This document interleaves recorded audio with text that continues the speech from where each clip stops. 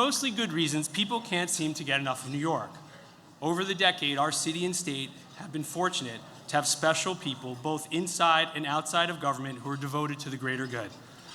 Ladies and gentlemen, our governor, Andrew M. Cuomo.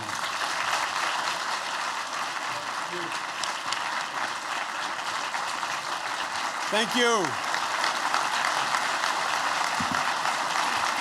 Thank you.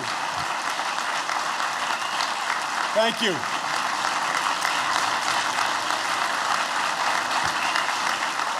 Thank you. Thank you very much. Thank you very much. Please sit, eat. Your cold chicken will get colder. You can eat. I'm from an Italian-American household. I'm very comfortable with eating and talking at the same time. Thank all of you for being here. Thank ABNY for hosting this. And let's thank ABNY for all their great work. Let's give them a round of applause. Give Steven another round of applause. Thank him for his great leadership.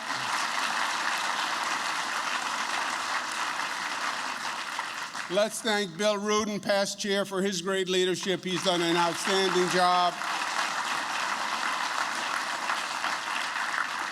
And let's give New York a round of applause for coming together yesterday at that Solidarity March. It was New York at its best. It was a beautiful thing to see. I'm going to speak more about that at the State of the State. But let's talk about this today. Let's talk about New York City. Let's talk about starting a new year, and a happy new year, and a productive new year. And let's make a New Year's resolution that this year we're going to do something great in the city of New York. We're going to give people something to look forward to, some confidence. We're going to get consumer optimism up, citizen optimism up, business optimism up, and we're going to really start to move the ball forward. Let's remember what New York is all about. New York was not made as a God-given gift. It's not the Grand Canyon. It's not the Adirondacks. This accomplishment was made by New Yorkers. It was our vision. It was our daring. It was our talent. It was our chutzpah. It was our arrogance. We did this. This is all a made space. And what drove the development was our investment in perfection of transportation systems. The transportation system can grow or shrink the economy. And what we did, rightly so, is we built roads, we built subways, we built mass transit, Long Island Railroad, Metro North, new bridges, new airport terminals, and that drove growth. And then we stopped. Ask yourself, when was the last great advancement that we built? What was it? Verrazano Bridge, 1964, yeah. Great for Staten Island, built Staten Island. But what have we done in modern history that keeps that New York building energy, that constant momentum going? And it's not just New York, it's nationwide. Every president, Democrat, Republican, has said we have to build more infrastructure. President Trump, when he starts, $2 trillion in infrastructure, don't worry, I promise. Yeah, never materialized, but not just President Trump. Recent presidents, just nothing has happened. Meanwhile, around the world, they're building, they're growing. You look at what China is doing. You look at the bridges they're opening, the subway station. You look at what's happening in Switzerland, the world's largest tunnel, 35 miles long, the Paris metro, increased ridership over 40%, Istanbul. It's happening all across the world. China, largest airport terminal in the world is China. The law of the economic jungle remains the same. You either grow or you get left behind. You either move forward or someone else is going to move forward and they're going to pass you by. State of New York said, we're not going to wait. We're not going to wait for the federal government, and we're not going to stand still. And this state is building more than any state in the United States. Not plans, not hopes, not proposals, not press releases. shovel in the ground, we are doing it. Not since Robert Moses has this state been building more, faster, or better.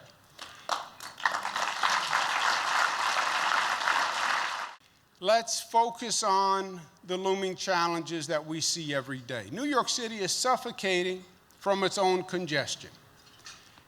Volume is up, traffic is up, ride-hailing services have complicated the traffic system, delivery vehicles, because now everybody goes on the internet and everybody needs everything tomorrow morning, and somehow the systems figure out how to get it there. We've had lane reductions on streets. You put all those things together, and you have the congestion that you see out there every day. And it is now suffocating. And it will limit our growth. What do we have to do? We have to minimize vehicles and maximize public transportation, mass transportation. You can't do one without the other. You can't say to people, don't take your vehicle unless you have a mass transit system that they believe they can get on that is efficient, effective, and safe. You can't have one without the other. You have to do both. So today we're announcing a plan to add mass transit capacity and further New York City economic development. And the time is now. First of all, because the situation is critical, and we have to address it now. Second of all, because we have a moment of opportunity. We have a new threshold that we're about to hit. This year, the end of this year, we're going to open the new Moynihan Train Hall in the Farley Post Office. It opens this December 2020. This is an historic milestone. First of all, it is going to be stunning. It is a world-class train hall. It's something that when you walk in, you're going to be blown away. And it's going to bring back that New York greatness that people came to expect. The skylight, the architecture is really extraordinary. But when it opens, it's going to give us more flexibility in the Penn Station transportation complex. Moynihan started 30 years ago. Senator Daniel Patrick Moynihan had a good idea. Why don't we use the post office across the street from Penn Station to expand use? It was a good concept, but it never advanced. It was government paralysis. It was complicated, and nothing happened. We came in, we said, let's develop a full plan, let's get it done, and we've been moving full speed ahead. We added some components to the plan. We added a new West End concourse that opened up in 2017. It is beautiful, and it's operational, and it's done. We also said, let's take the Long Island Railroad concourse, which is one of the most congested concourses in Penn. Let's double the size and redo that entire corridor from one end of Penn Station all the way through to Moynihan Station. And let's put a new entrance for the Long Island Railroad to cut down on the density, and let's make it a beautiful, iconic entrance on 7th Avenue. That is underway as we speak, and that's going to be completed the end of this year when Moynihan opens. Under our plan, when the Moynihan Train Hall is finished, both the Long Island Railroad and Amtrak move from Penn and into Moynihan Train Hall. Penn Station has 200 million people go through it per year. Penn Station has more people go through it than LaGuardia, JFK, and Newark Airport combined. That's Penn Station. Just imagine how many people are coming through Penn, and that's their first impression of New York. How many people are dealing with that experience? I have been highly critical of Penn Station. I've referred to it as reminiscent of Dante's levels of hell.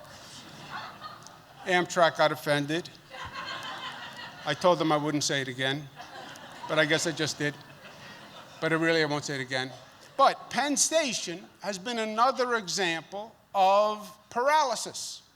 The problem with Penn Station is the functionality, is the track capacity. There are only 21 tracks in Penn Station. That's all you can get in that footprint. And the 21 tracks are not enough.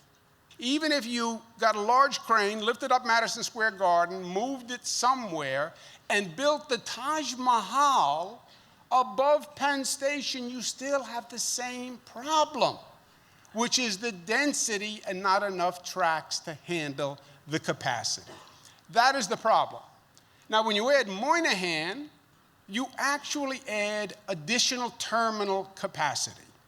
So you can come up through Penn, or you can come up through Moynihan, which is going to be beautiful.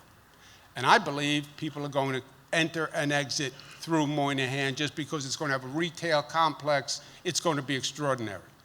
But Moynihan doesn't solve your underlying problem, which is you still have only 21 tracks, and you still have the same footprint.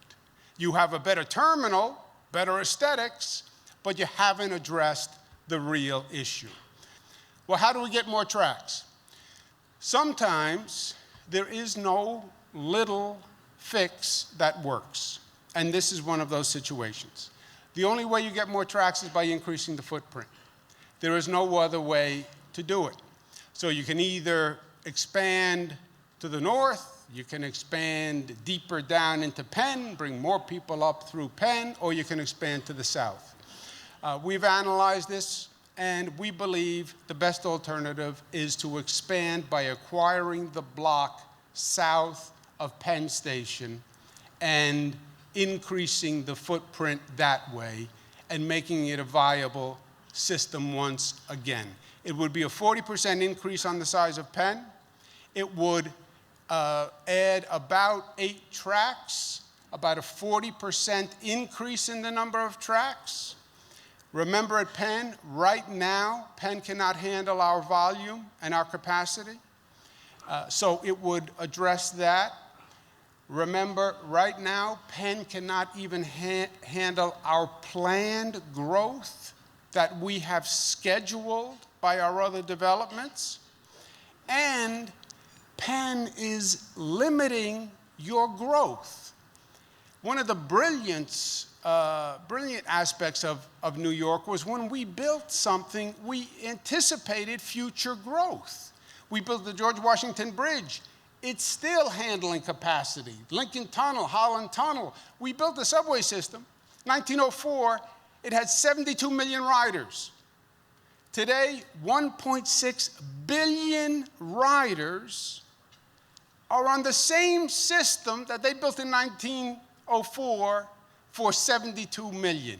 Why? Because they anticipated growth. It would also get you new terminal space to further reduce the volume in Penn. It would increase the square footage dramatically. Moynihan is another 255,000 square feet. This would be an additional 125,000. It would create multiple access points to get in and out of Penn, especially at this time where of new security concerns. You want to make sure people can get in, and you want to make sure people can get out quickly if they need to. And this would address that at the same time.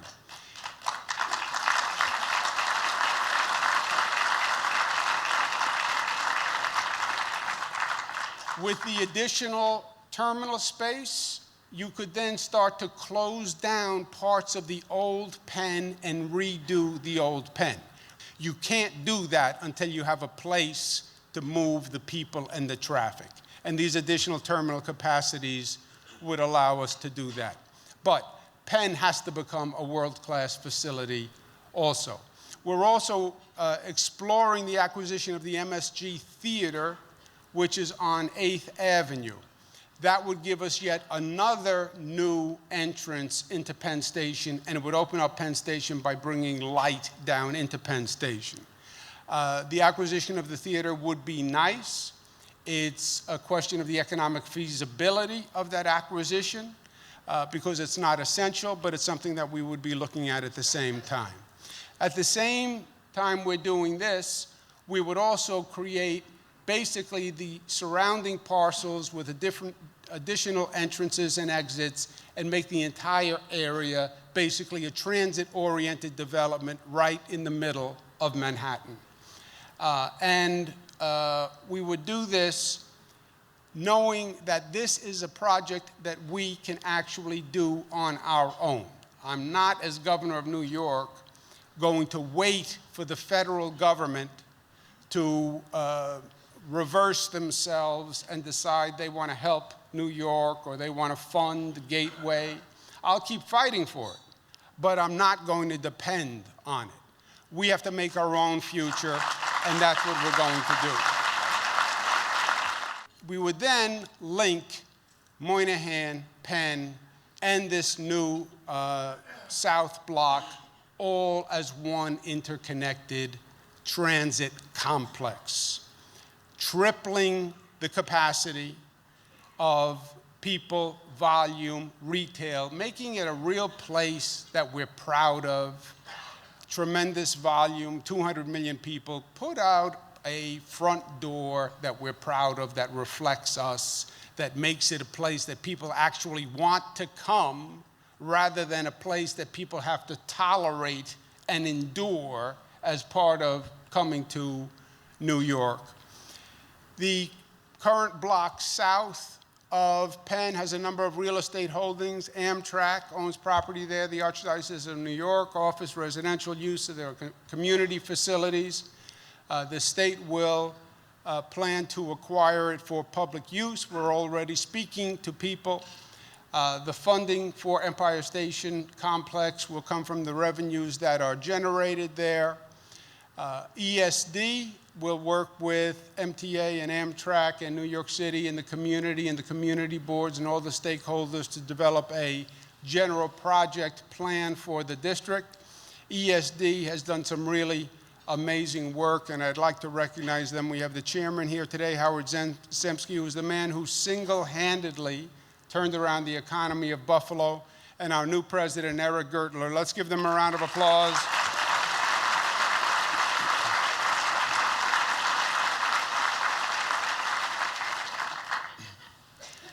They will be working with all the relevant stakeholders, the community groups, the community boards, the civic groups, the elected officials, New Jersey Transit, on coming up with a plan. They've already engaged a planner to help start master planning and consulting on the design of the project, FX Collaborative, and that has started and going forward. So, to recap it, because there are a few moving pieces, finish Farley-Moynihan. That should be the end of this year. Move the Long Island Railroad and Amtrak into Farley-Moynihan. That increases terminal space by about 42%. Expand the Long Island Railroad corridor. That'll be a 100% increase of that space. A new Long Island Railroad entrance on 7th Avenue. Acquire the South Block. Add 8 new tracks, which takes you from 21 plus 8. That's a 40% increase. Additional terminal space there. Explore acquiring MSG Theater, which would be nice, but not necessarily, the project's not contingent on that. I just want to set the table for the negotiation. Reconfigure and upgrade the existing Penn, rebuilding that, combine Penn, Farley-Moynihan, and the New South Terminal into one Empire State Complex, transform the adjoining parcels into one transit-oriented district. That's the plan. Penn Station.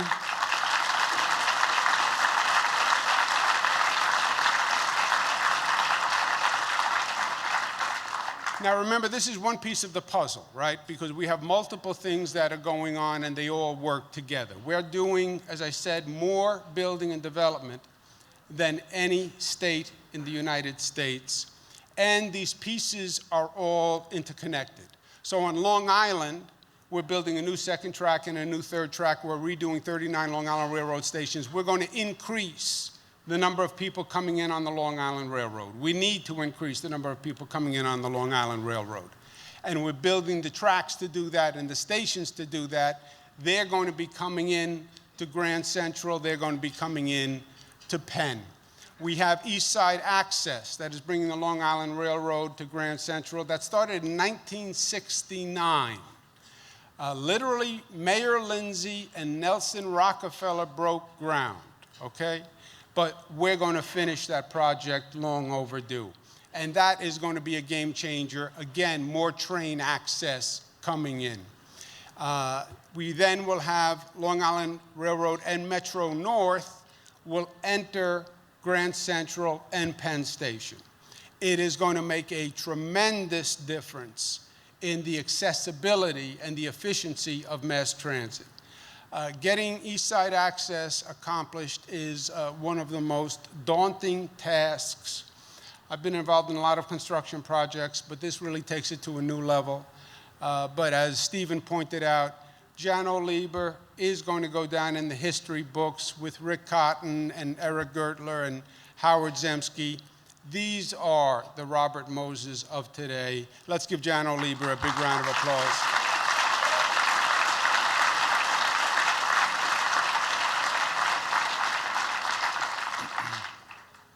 We're going to build a new LaGuardia Airport. It's already starting to happen. It's going to be the first new airport in the United States of America in 25 years.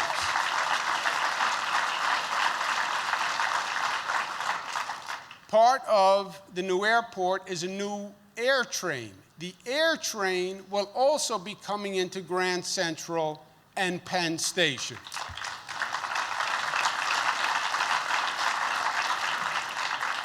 So that's going to be additional volume that is coming in that we have to anticipate. We're also building 4 new Metro North stations in the Bronx, which will bring development to the Bronx that has been long overdue. We've developed Brooklyn, we've developed Queens, you look at the New Jersey waterfront, we have the Bronx right there. I believe this access to mass transit, 4 stops coming right into Penn, this is going to help the Bronx expand and explode. It's also going to bring more volume that we have to anticipate coming into Penn. And then we have the new JFK International Airport. It's going to be finished 2025. It is a $13 billion project that is going to be a complete overhaul. We started already. American Airlines and British Airways broke ground on their terminal last month. It's on time, it's on budget. American Airlines and British Airways are here with us today. Let's congratulate them, welcome them to New York.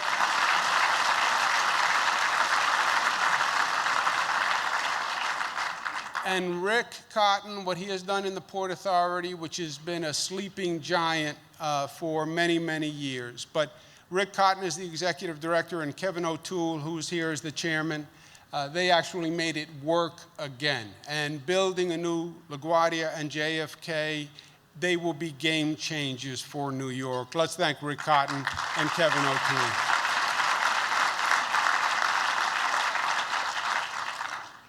Also, much of this is pointing towards the West Side.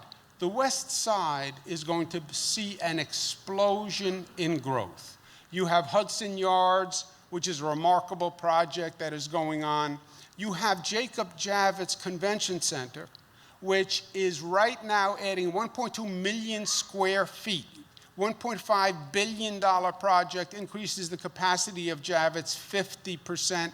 It's going to be finished 2021.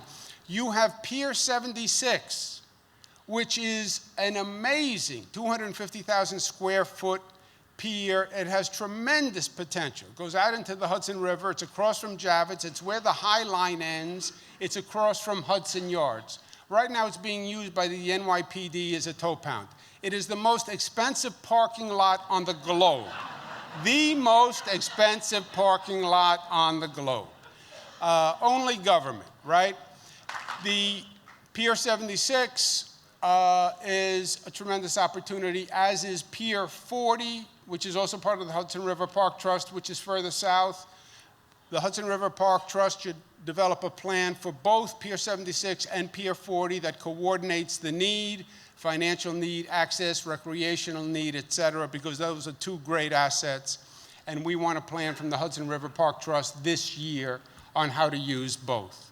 And remember, the overall purpose is to get people out of cars and into better mass transit. That's what we're trying to do.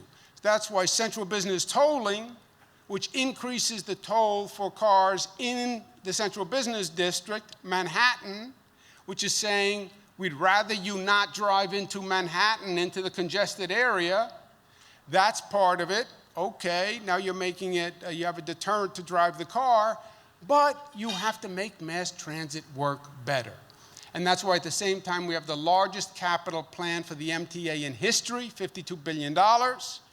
And we are not only operating the MTA better, but at the same time we're making it more efficient, more effective. We have a transformation team, Anthony McCord, who's here today, Mario Peliquin, who's here today, working with Pat Foy.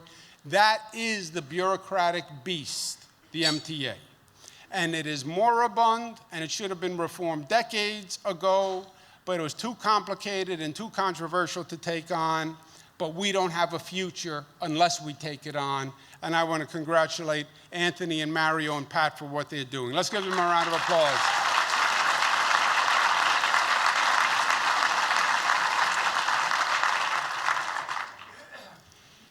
Little perspective.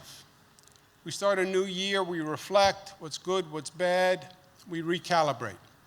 And I think it's time for us to do that in New York City. There's a lot of anxiety, in the world, we have a lot of problems, but let's put it all in focus, right? We've gone through economic up and downs. It is a cycle, we know that, and we're accustomed to that. We go through different political cycles. We've had Democratic mayors, we've had Republican mayors, that happens. We've gone through cycles of government competence. Sometimes it works better, sometimes it works not as well. People talk about the condition of the city. Yeah, I'm old. You think the condition of the city is troublesome. You have to remember the 70s and the 80s, what the city looked like, right? So we've gone through this before. This is nothing we haven't seen and nothing that we haven't handled. But let the economy change, let politics change. We are in control of our own destiny. If we improve the asset and build on the asset, the future is ours. What makes New York? We were the place that people wanted to be. We attracted the talent. This is where you wanted to come to be educated. This is where you want to come if you want to be the exemplar in your industry. That is New York. And you keep doing that. Business wants to be here. People want to be here. That's the energy of New York that makes New York, New York. You have to keep building and developing that energy. You cannot stand still. Well, it's hard to build. I know it is. I know it is, but you have to continually be improving and moving. You know what they're doing around the world. You do nothing, they pass you by. Well, it's harder to build than ever before. It is. We decentralize the approval process, and we politicize the approval process. Now you have to go through 9,000 political levels of political approvals before you can get a project done. Yes, there's an anti-development mentality. We want to develop. That's bad. How can development be bad? That's how we made New York, New York. That's how you grow. That's how you build. That's the mindset.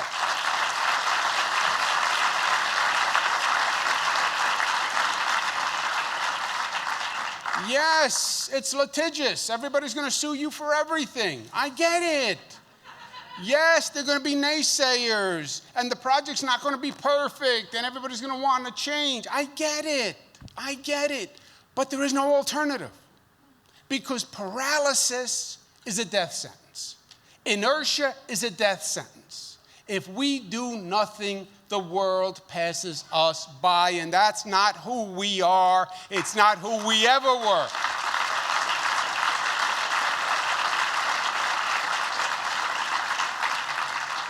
We looked at the world and we said, we're going to be better. We said, we are going to be the best. That's who we are, and we just have to do it like we have done it before, and we can do it. It's who we are in our DNA. It's the blood that runs in our veins. It's what we've done for generations. You tell us that we couldn't do it. It only got us excited to do it again. And we did the impossible, and we did the impossible over and over again. The longest bridges, the tallest buildings, Empire State Building, in the middle of a depression, they went and they got it built in 1 year. Penn Station, everything we did was a marvel. And people said we couldn't do it, but we did it. Battery Park City, a state project built on fill, made the whole west side of Manhattan. Unimaginable, these projects. Gutsy, courageous, risky, yes. But we did it. Because it was hard, we did it. And we're doing it today. Don't you for a moment doubt what we can do when we put our mind to it, because we're proving what we can do. We built the largest infrastructure project in the United States of America. The United States of America.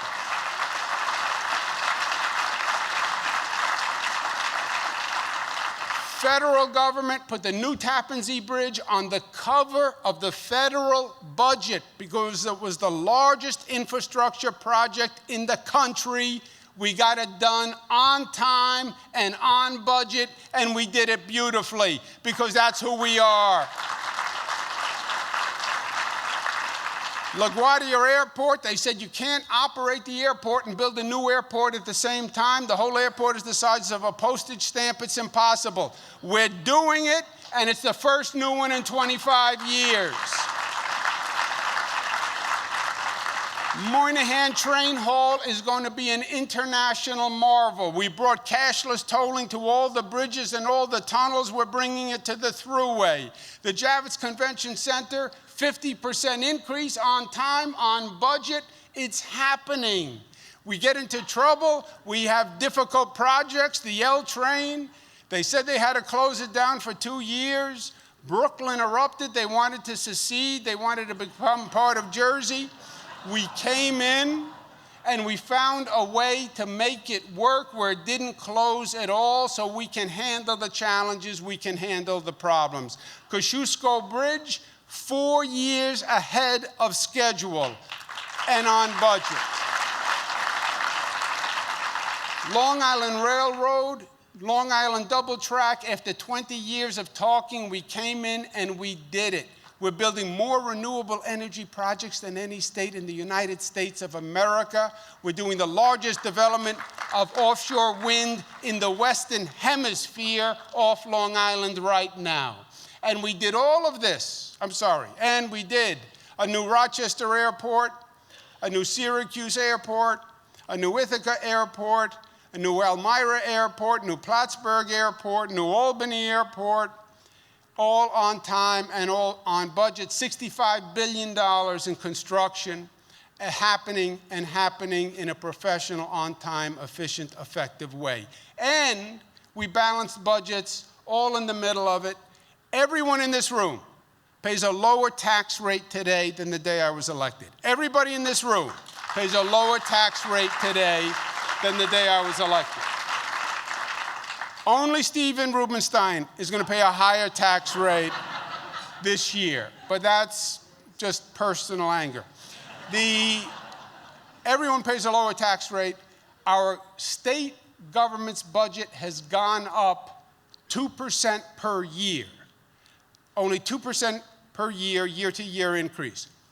Lowest increase in modern political history. Lower than Republican governors, lower than Democratic governors. Lowest middle-class tax rate since 1947, lowest manufacturer's tax rate since 1917, lowest corporate rate since 1968. All this construction, all this work, and taxes are down on the state level. So the future is what we make it. We are in control. We have the capacity, we have the ability, we have the smarts. Yes, it's hard, but it's always been hard. Building the future is always hard. We just have to regain that boldness and be okay with that boldness and put aside timidity and doubt and be willing to stand up and fight the fight for what is right. That's how we start this new year. We're going to do it together, and we're going to make it great. Thank you, and God bless you.